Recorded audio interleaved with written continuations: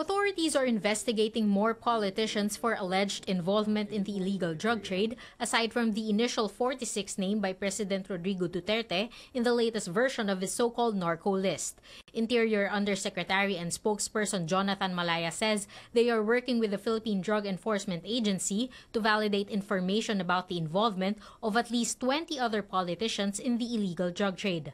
Malaya did not disclose their positions and only says they plan to file administrative and criminal charges against them once the vetting process is finished.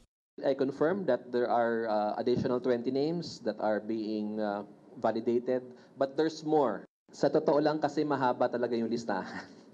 And it would not be fair to just give out names. We hope that very soon matapos na yung vetting, because we really intend to file again another batch of cases against the others in the list.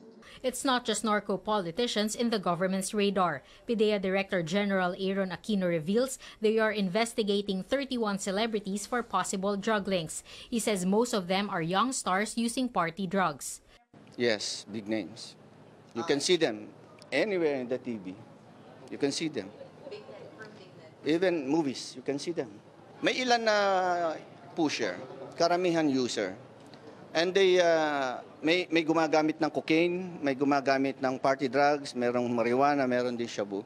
Presidential spokesperson Salvador Panelo can't say if President Duterte will also reveal the names of celebrities once their links are verified. But he adds there will be no sacred cows in the drug war and those involved will face charges.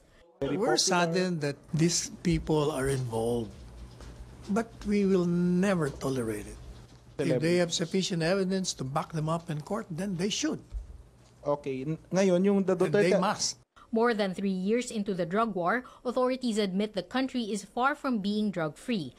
Based on recent discoveries of billions of pesos in illegal drugs, authorities support President Duterte's statement that the drug problem has worsened.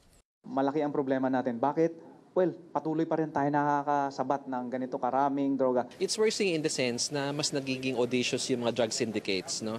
Because remember, it's fueled by demand, it's fueled by money. Despite the challenges, authorities say they will fight illegal drug operations until the end of President Duterte's term.